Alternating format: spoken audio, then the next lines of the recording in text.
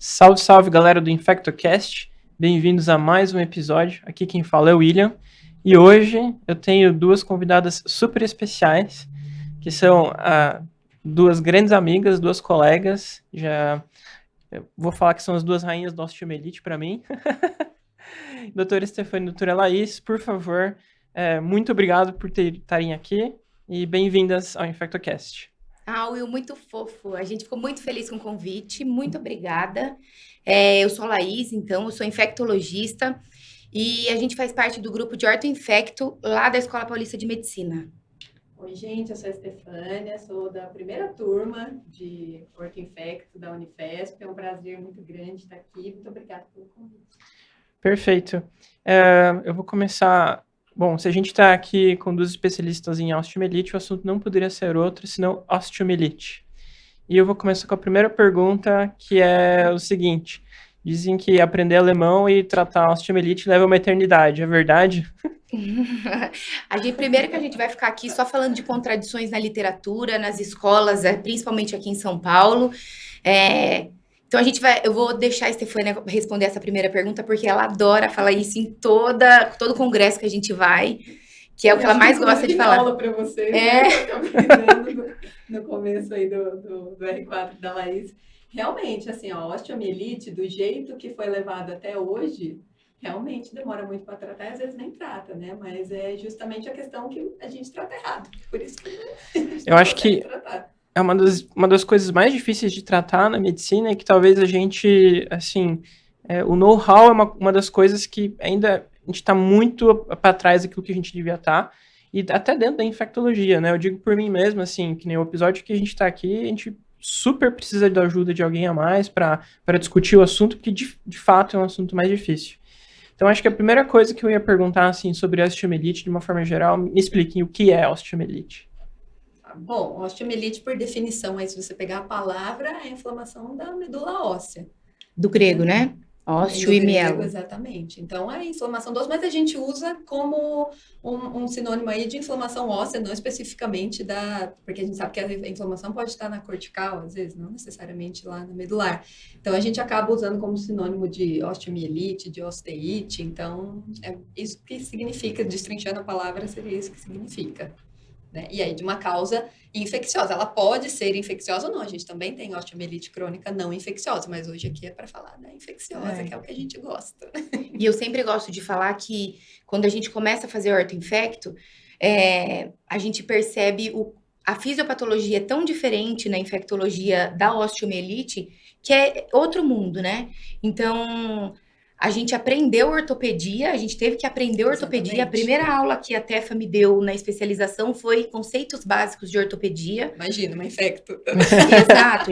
Aí a gente brinca que a gente casa com os ortopedistas, né? A gente foi obrigada a voltar na anatomia, a estudar o osso, porque a fisiopatologia é completamente diferente do que acontece nas infecções que a gente está acostumado na infectologia geral, né?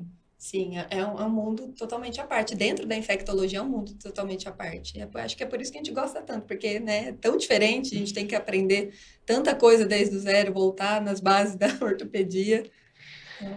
É sensacional isso que vocês estão me falando, assim, porque, assim, hoje em dia, para quem não convive com esse mundo de infecção de osso, ou eventualmente chega uma infecção de osso, deve achar, assim, coisa de outro mundo, de fato, e não entende, às vezes, até o dia a dia, né, a rotina, ou como é que funciona, e para isso acho que vai ser essencial a gente conversando aqui.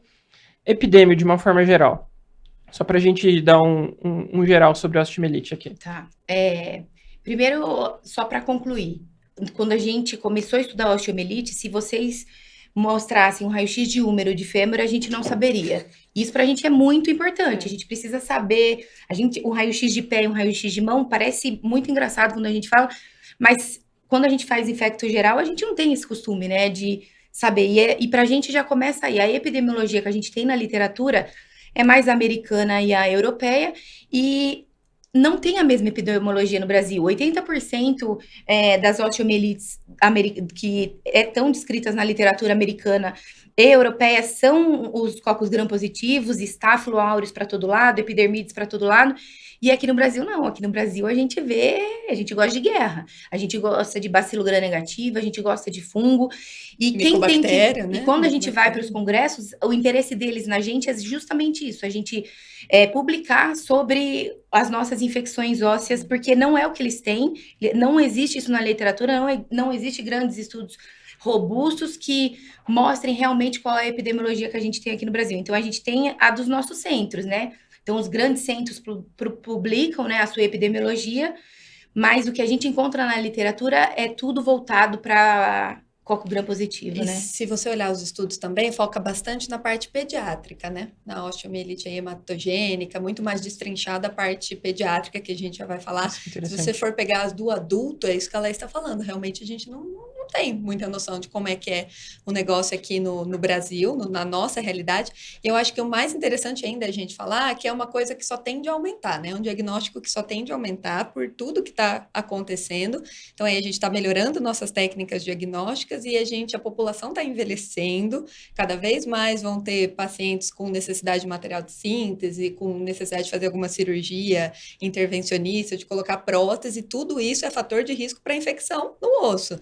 Então, é uma coisa que a gente tem que saber lidar, porque só vai aumentar e o infecto vai ficar com a bucha.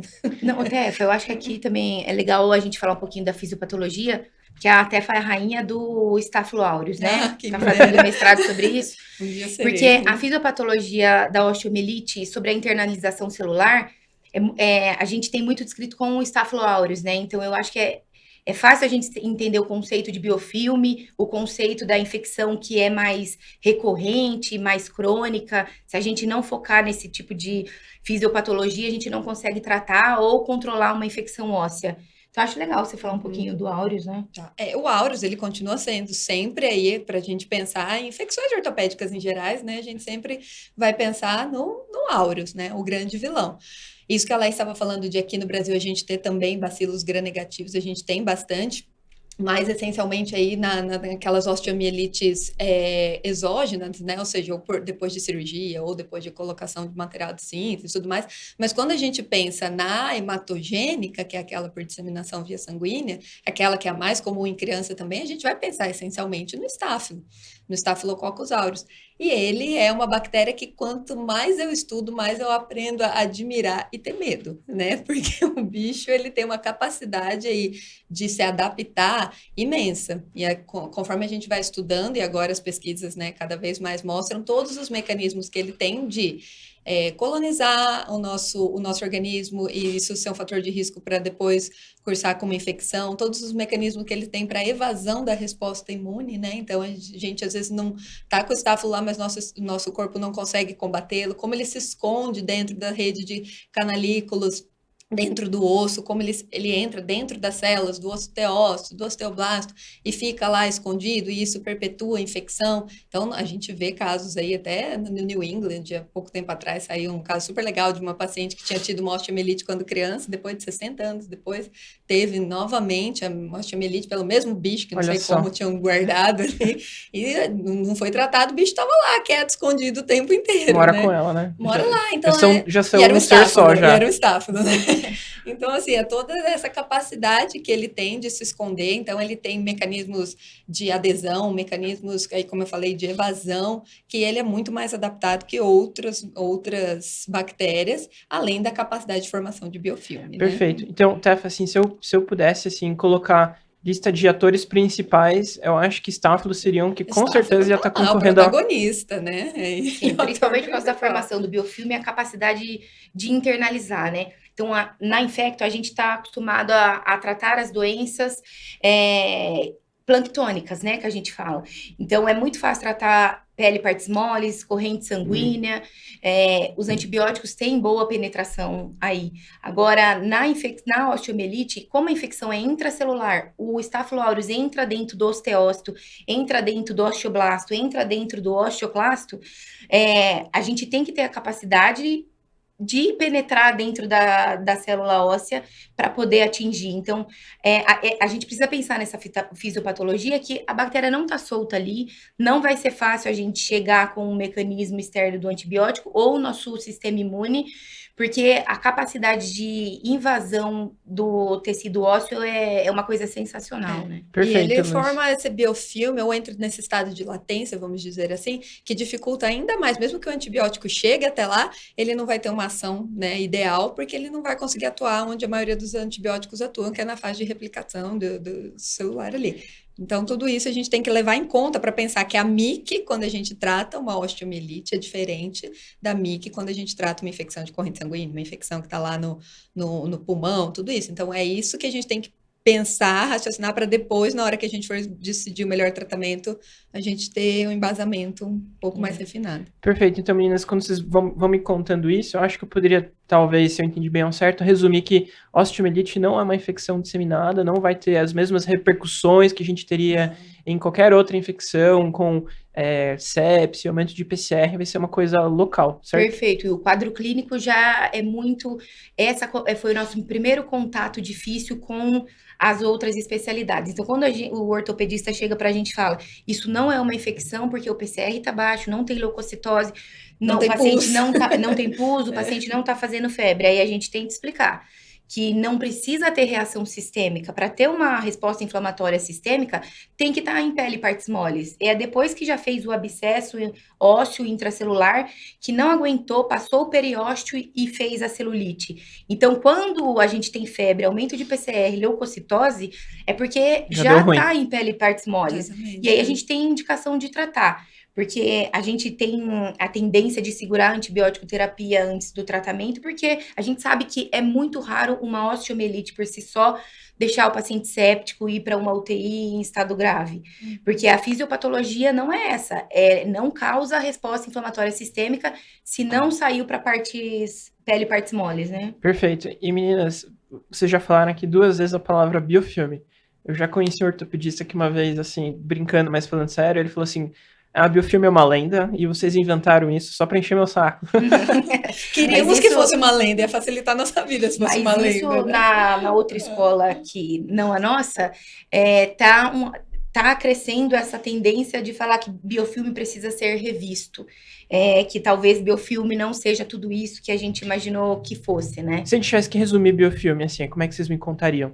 É um conglomerado de células, né, bacterianas aí, que se agregam a uma superfície. Essa superfície, ela pode ser biótica ou abiótica, ou seja, a gente tende a achar que um biofilme forma só num material de síntese, num tecido anômalo ao corpo, e não é verdade. Forma em tecido biótico também, vide aí a endocardite, vídeo que a gente tem a formação de placa, né, dentário, por exemplo, é um biofilme, né? A osteomielite em tecido necrosado. Então, esse acúmulo da bactéria que diminui o nível de replicação celular, por algum motivo, que não sabe o qual, ela resolve agregar ali, e ela começa a chamar outras células bacterianas, ou até de outros micro-organismos, a gente pode ter biofilme misto, e ela forma esse agregado e começa a produzir uma matriz polissacarídica em volta delas para proteger tanto aí de fatores externos quanto a resposta imune até a penetração de antibióticos. E isso que a gente sabe que propaga a infecção, faz fazer infecções crônicas, porque esse biofilme é muito difícil de ser tratado. Às vezes só antibiótico não dá conta, a gente precisa de algo mecânico para retirá-lo dali, né?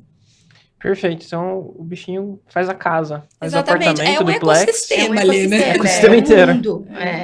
É a coisa mais inteligente que eu já vi na microbiologia, é a formação do biofilme, né? Perfeito. Então, acho que se eu tivesse que resumir até agora que a gente já conversou, a osteomielite, assim, é um mundo, mas um mundo local, né? Assim, uma infecção, mas uma infecção que não vai ter repercussão e que se der, deu ruim. É raro, é muito raro, mas a gente tem casos de osteomielites tão extensas, com tanta inflamação intraóssea, que dá repercussão hemodinâmica. Mas, assim, a grosso modo, não. A osteomielite não é para deixar o paciente séptico. Porque aí depende da qualidade do paciente também, né? Fatores o hospedeiro de base, é muito importante. O hospedeiro é um imunocomprometido. Perfeito. Isso né? também é Então, importante, Uhum. viu? Porque a gente tende a cada vez mais individualizar o tratamento dos pacientes, né?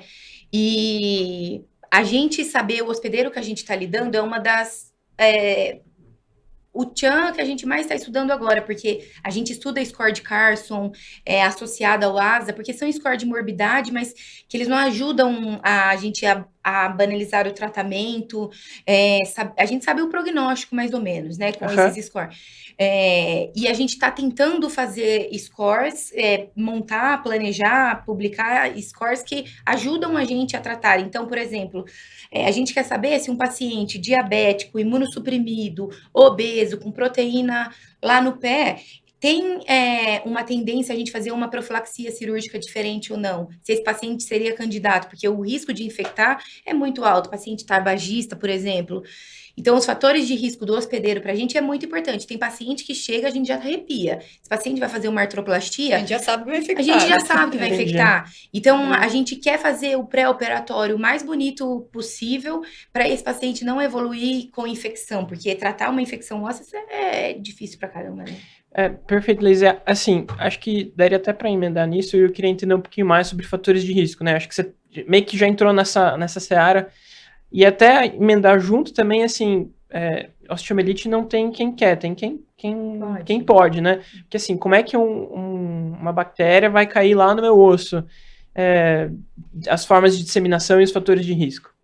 Aqui, Wilson, 2 mundos totalmente diferentes. Então, a gente pode até tentar, né, separar a hematogênica por contiguidade, as do trauma, né, as secundárias.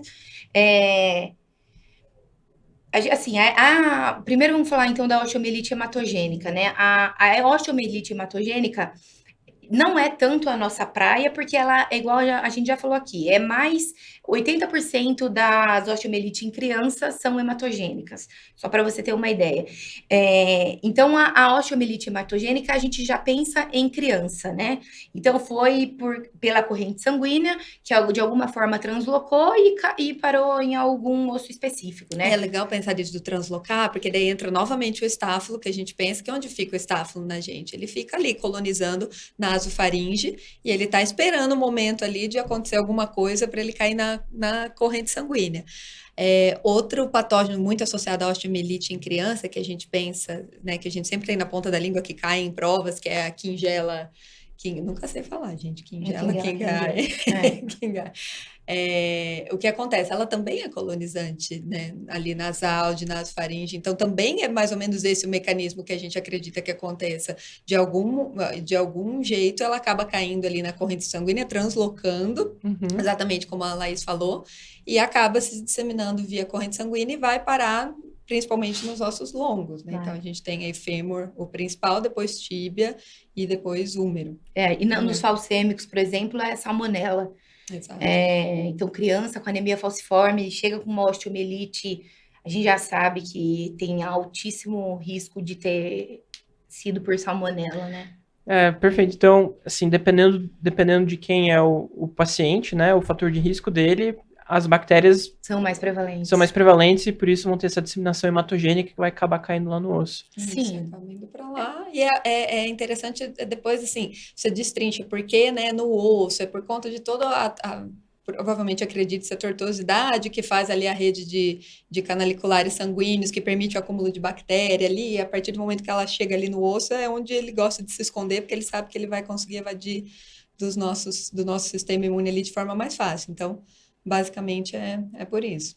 Sim. E agora, assim, outro tipo de osteomielite, falando num país onde a gente tem muito motoqueiro, e aqui a gente está gravando em São Paulo. Aí é o que a gente aprendeu, além de casar com ortopedista, a gente teve que aprender a entender os motoboy, né?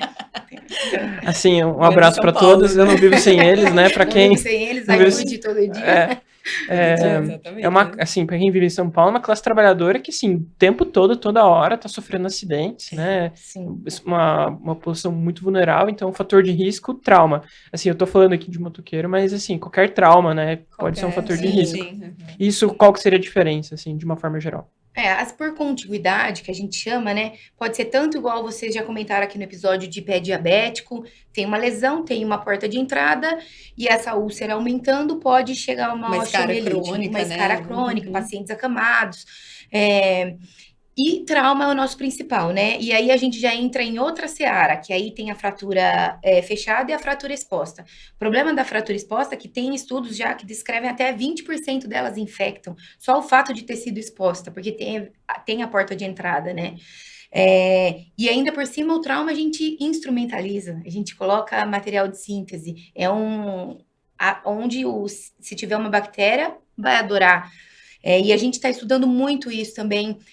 Como que numa cirurgia a bactéria é o problema do centro cirúrgico? É o problema do cirurgião que não lavou a mão direito? Eu faço controle de infecção hospitalar também, né? E a gente sempre tem a tendência de achar que o intraoperatório é muito importante. Então vamos lá, controle do ar-condicionado, vamos lavar as mãos, tirem adornos, fechem a porta do centro cirúrgico. E aí, quando a gente vai estudar, a gente faz estudo genético, né? A gente pega com metagenômica, com PCR, estuda exatamente a clonalidade dos micro-organismos. Aham. E tem estudos que mostram, pega o estáfilo da barba do cirurgião e o estáfilo que infectou o paciente que ele operou, não é o mesmo. E aí os estudos mostraram que a maioria dos patógenos são os nossos próprios colonizantes de pele, Interessante. entendeu? É. Então, O bicho já estava lá, só que mudou, né? As portas se abriram, tive uma Exato. perda de contiguidade de pele e partes moles e isso ajuda a E bactéria a entrar. penetrou. Isso, Nossa, exatamente. extremamente interessante isso que você está me falando, Laís. E até assim, uma coisa que legal que você falou de, assim, já teve um trauma e a gente vai lá e coloca mais um material de síntese. Para assim, para quem não está acostumado, material de síntese é tudo aquilo que a gente vai ver tanto na ortopedia quanto Dermatologia. quanto numa Na bucomaxila, É. a gente tem bastante, né? seria parafuso, marcenaria. Exato. Parafuso, placa, haste, tudo que Então, isso é importante porque não é só no trauma, né? A gente tem também aquelas cirurgias eletivas, instrumentalização por N razões, que também são fatores de risco, né? Não tem como. Você abriu ali, fez uma cirurgia, mexeu ali perto. Tanto pode ser uma inoculação direta, quanto também vir por contiguidade, se infecta a pele e tudo mais, né? Então, são esses basicamente os principais meios aí da bactéria chegar até o osso. Perfeito. Então, meninas, mais ou menos recapitulando o que a gente já falou até agora, a gente já falou mais ou menos o que é osteomielite, sobre como é que ela funciona, essa questão local dela. A gente já falou dos fatores de risco, as diferentes formas, hematogênica e a de contiguidade. E beleza, então eu já sei mais ou menos o que aconteceu com o meu paciente, já tem história, e agora eu preciso fazer o diagnóstico. Raio-X. Essa é a nossa maior briga, né, Will? Em todos, porque vem com raio-x, tem osteomielite, pede uma interconsulta para infecto. Uhum. E a gente tem a tendência, lógico, a gente tem que unir tudo, né? O diagnóstico perfeito, a gente une a clínica, a gente vê como o paciente está, exames laboratoriais, mas a gente não dá diagnóstico por imagem. Então, a gente não gosta de pegar uma ressonância, falar, o paciente tem dor e está com essa imagem na ressonância, ele tem osteomielite. A gente não, a gente gosta do diagnóstico microbiológico. Então, a gente só vai bater o martelo de certeza falando que é osteomielite se a gente encontrar em cultura ou anátomo patológico com a contagem dos leucócitos por campo e dar o diagnóstico fechado de osteomielite. Óbvio que tem cheirinho, tem focinho de porco, tem rabinho de porco, tudo mostra que é osteomielite antes de fazer a cirurgia, antes de fazer a biópsia, mas a gente é infecto, a gente tem que lutar pelo agente etiológico, entendeu? Então, a gente tem a tendência de querer a biópsia, sempre. É assim, é uma conjuntura de fatores para a gente começar a pensar, né? Então, a gente tem que ver os fatores de risco, aí sim a gente vai ver ali os exames laboratoriais, que normalmente já vão ter sido pedidos, e lembrar que de exame laboratorial a gente não tem nenhum específico que vai fechar, bater o martelo, falar isso é osteomielite. Apesar de a gente queria muito, mas a gente sempre frustra as equipes cirúrgicas quando a gente fala que não existe um exame que a gente peça, vai pedir PCR, VHS. Eles podem ou não estar elevados. Posso ter uma osteomielite extensa e não ter mudado um leucócito. O leucócito raramente vai mudar. É difícil você realmente ver o leucócito mudar. Você pode ter provas inflamatórias aumentadas, que podem ser decorrentes. Por exemplo, se o paciente teve um trauma, vai ter mesmo, né? PCR, VHS, depois a gente vai ver ficar aumentado por um tempo. Basicamente, mais a gente usa, principalmente o PCR, para depois acompanhar aí resposta ao tratamento. Mas como diagnóstico, não. Procalcitonina, mesma coisa. Ela não vai bater o martelo. Ela pode vir elevada, mas ela não vai ser ser definidora. Especificidade a gente não tem nada. Não tem. E aí a gente passa, lógico, pro exame de imagem, né? E a primeira coisa que normalmente aí é pedido é o raio-x. E não tá errado, você for ver, você pedir A gente primeira adora coisa, o raio-x. raio-x. Porque o raio-x é barato, o raio-x é de fácil acesso, o raio-x vai conseguir também ajudar a gente a fazer a exclusão de outros diagnósticos diferenciais ali, Perfeito. né? Então, o raio-x tem sua importância, sim. Ele consegue ver alguns sinais que são sugestivos, A partir da né? segunda, terceira semana de sintomas, isso tem que ficar bem claro também. Exato, você não vai ver super rápido, as pessoas não gostam muito do raio-x justamente por isso, porque demora o tempo de 2 a 3 semanas a aparecer a imagem, então não quer dizer que não tenha, pode ser que tenha. Então todo mundo já parte para ressonância, né? Mas a gente tem que lembrar que o Brasil, às vezes, né? A gente está numa realidade aqui do estado de São Paulo, e não nesse Brasilzão de meu Deus, às vezes realmente as pessoas, com certeza, não têm esse acesso à ressonância que a gente tem aqui. Então, o raio-x tem o seu valor, sim, ele pode te ajudar como uma ferramenta aí, mas não é ele que vai dar o diagnóstico. Então, qualquer exame de imagem, na verdade, ele vai dar sinais sugestivos. E é exatamente isso guiar a biópsia, né? que a Laís falou. Então, a gente Perfeito. tem lá o raio-x que a gente está suspeitando, a gente pode partir para uma tomografia que vai ajudar a gente a ver melhor ali a parte óssea, realmente dar outros sinais um pouco mais sugestivos, que corroborem, sim, vai conseguir localizar melhor para a gente planejar a nossa biópsia também. Então, sim, a ressonância, o ideal que da ressonância, além de ver a parte óssea, ela também vê muito bem o componente muscular e de partes moles, consegue muito bem ver se tem abscessos associados que várias vezes podem ter e programar qual que vai ser a melhor abordagem, mas, novamente, não dá para a gente falar, a ressonância veio com osteomielite. Não. A gente parece um preciosismo da nossa parte, mas não, a gente precisa educar todo mundo a entender que não é que apareceu lá e que com certeza isso é um diagnóstico de osteomielite. E uma coisa que a gente tem que lembrar muito é que o principal diagnóstico diferencial de tumor é a osteomielite e vice-versa. Então, a gente não pode pegar uma ressonância, dar antibiótico empírico, é estáfilo, já vamos entrar com uma oxacilina e deixar o paciente lá com 6, 7 semanas de antibiótico e perdeu a janela de oportunidade de diagnosticar um sarcoma. Perfeito. Não tem como. E também que se a gente pensar, por exemplo, nas osteomielites vertebrais, espondilocite, a gente tem que lembrar que no nosso país, muito comum, Mycobacterium tuberculose. E isso a gente vai, tudo bem, tem alguns sinais sugestivos que diferem de outras bactérias para daí a micobactéria, para a gente tentar pensar num tratamento empírico para aquilo, mas o ideal é a gente fazer a biópsia, porque a gente sabendo o nome e sobrenome do agente etiológico muda completamente a conduta, o tratamento, o tempo de tratamento.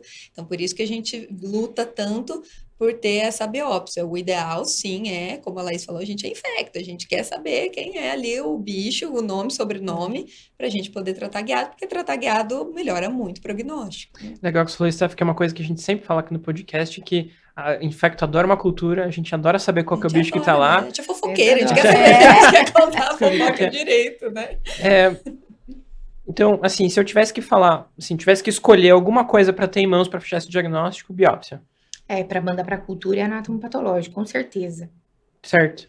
E assim, vamos supor que ou eu ainda não cheguei a esse ponto, ou eu não tô num lugar que eu não tenho isso em mãos. Você falou assim, nos primeiros sinais, focinho de porco, vinho de porco. O que eu já posso olhar num primeiro momento, assim, que talvez me faça pensar muito em osteomielite, que talvez eu queira fazer uma imagem, ou talvez eu queira chamar alguém para talvez existe, sei lá, uma fístula, alguma coisa assim. Exato. Que me ajude? O problema da osteomielite é essa, a gente tem várias searas, né, Will? Então, a gente falar de diagnóstico de osteomielite hematogênica é uma coisa, diagnóstico de osteomielite cavitária é outra, osteomielite com trauma que está instrumentalizada é outro planeta. Pensar na fisiopatologia já é o primeiro passo da investigação. Já é o primeiro, então por isso que a gente precisa saber qual é o tipo de osteomielite que a gente está lidando. A osteomielite não é a mesma. Não é a mesma coisa eu tratar uma criança, uma coluna, o espondilodicite daria outro episódio. Entendeu? A espondilodicite nativa ou as que estão instrumentalizadas são dois campos totalmente diferentes. Então, para a gente falar de osteomielite aqui, a gente tem que saber o tipo de paciente que a gente está lidando. Então, vamos falar de infecção relacionada à fratura. Chega um paciente que teve um trauma no passado e está com placa e parafuso na tíbia de membros inferiores, chega aqui com uma fístula. A gente tem as escolas americanas e europeias divergem em algumas coisas, mas a maioria dos protocolos que eles têm para dar diagnóstico são parecidos. Então, a gente já tem alguns critérios maiores para fechar. Então, o paciente está instrumentalizado na tíbia e tem uma fístula ativa ali. É muito ingênuo a gente pensar. A distância da pele até o osso e a placa é mínima ali. A gente achar que é infecção de pele, partes moles. A bactéria ficou lá, não Ficou lá. É brincadeira, né? Então, a fístula é critério maior de infecção relacionada à fratura / osteomielite, por exemplo.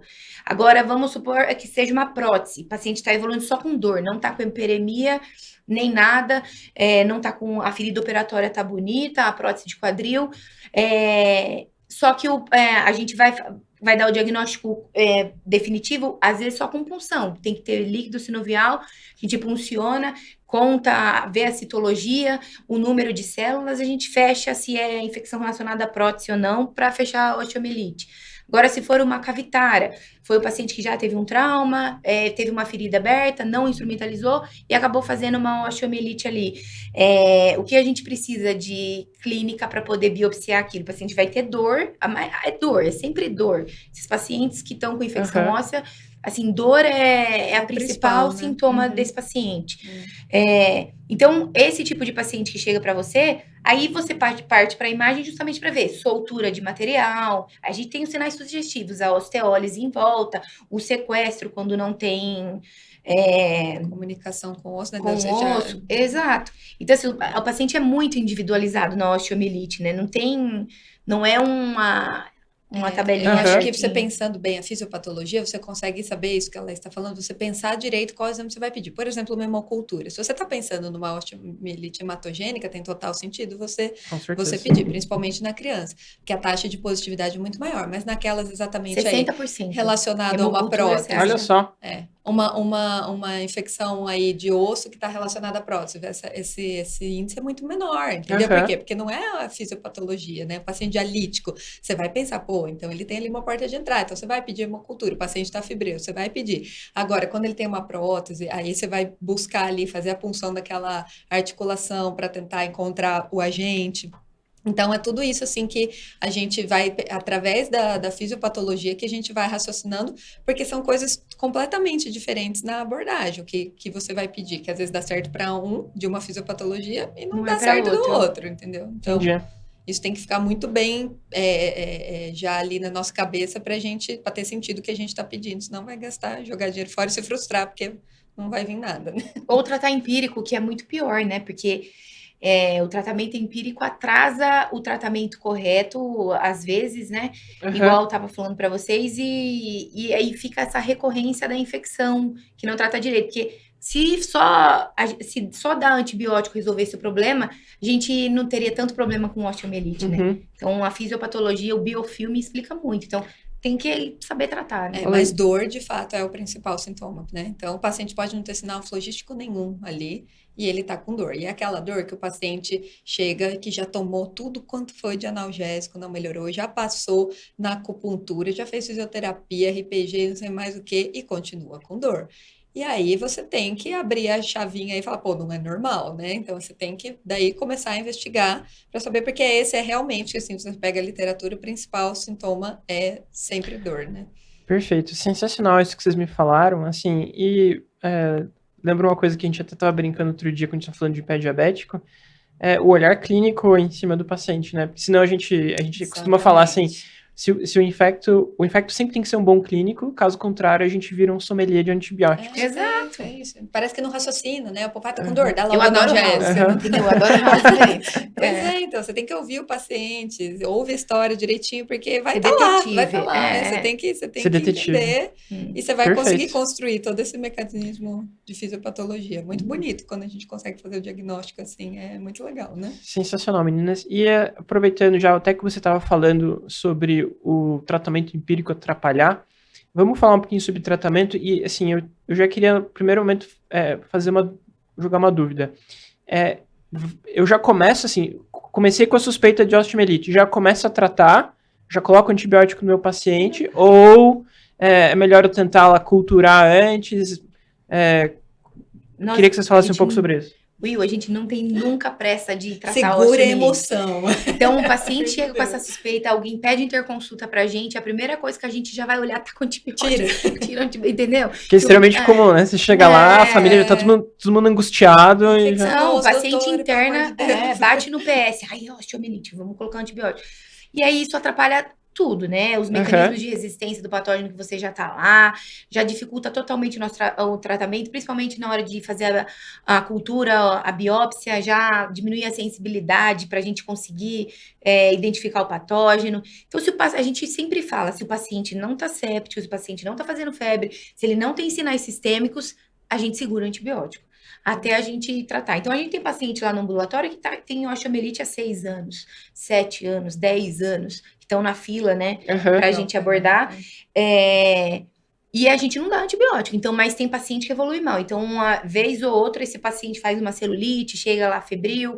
Se ele fistuliza, a gente tem que emergenciar, internar esse paciente, tratar. E alguns a gente vai controlando com o antibiótico, porque a gente precisa preservar a pele e partes moles para na hora da cirurgia a gente ter como fechar, né?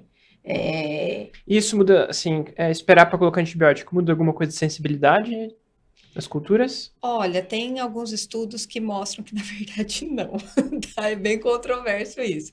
Então, assim, às vezes a gente fala que o ideal, quando a gente for, acho que a gente até vai esmiuçar aqui como que é coletar um material adequado, mas, assim, por definição, deixar pelo menos aí, o ideal seria 2 semanas sem o antibiótico, né?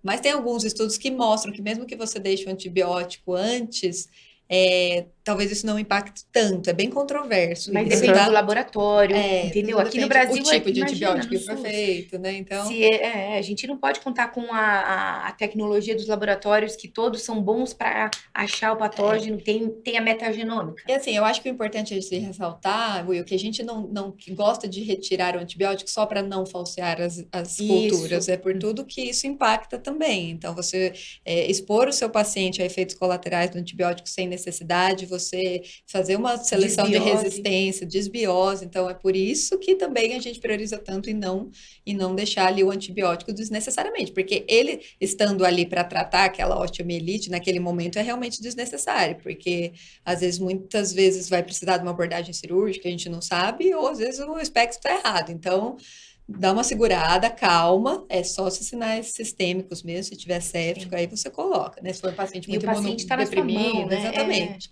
Não. Perfeito, assim, aqui tá caindo uma ficha minha, que assim, tudo que a gente tá falando da grande maioria das infecções da Infecta é exatamente o oposto. A gente coleta a cultura o quanto antes, começa a tratar o quanto antes, tempo em sepsis, mas a gente, o raciocínio muda aqui, né? Total. A gente pensa de trás para frente, digamos assim.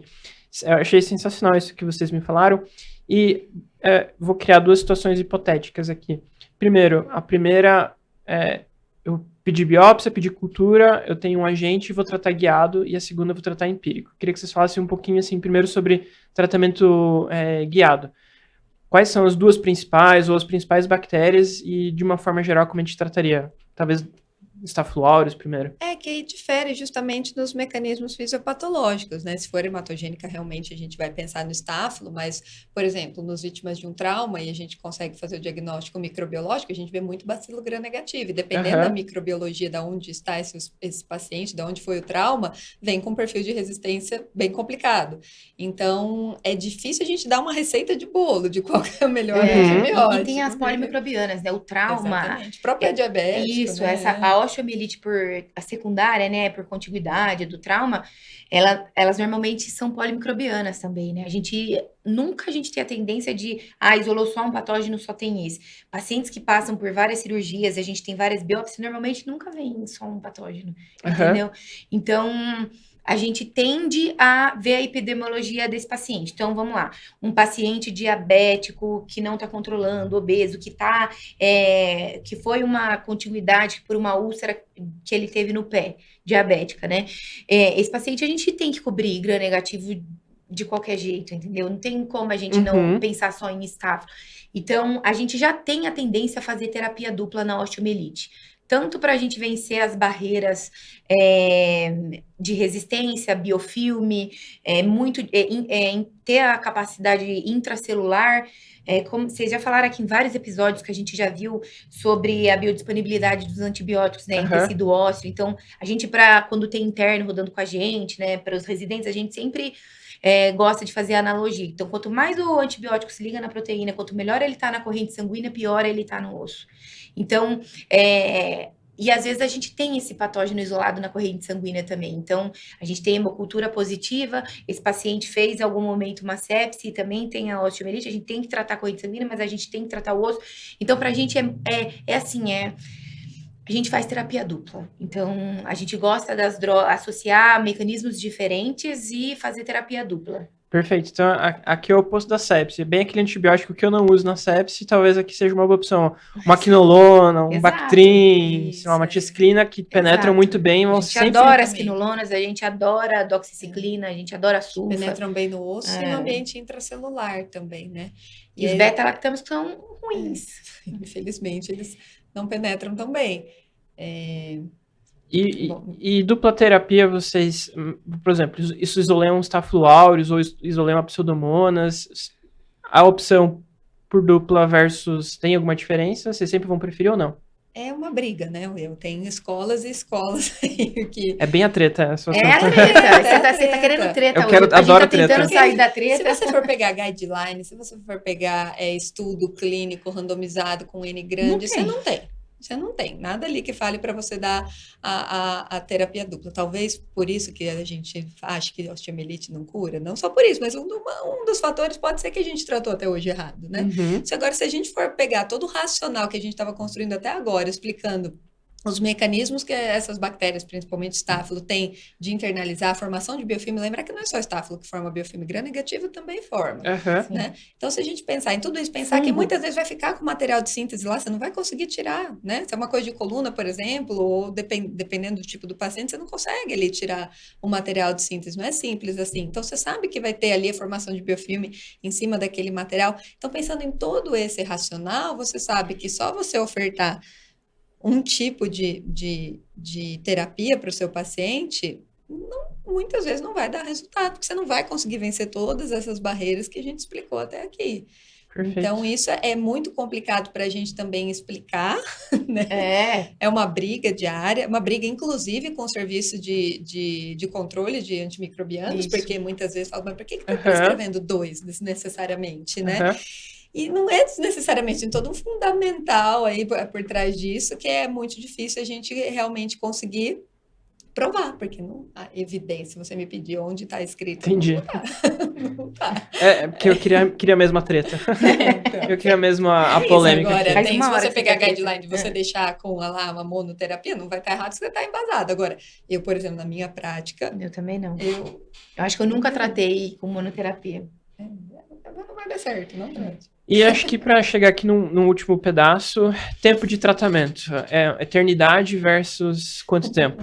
Will, a gente vai te dar essa aula umas 3 vezes, porque você está fazendo como se fosse um único tipo. Brincadeira. Né? Tudo depende. Depende, Perfeito.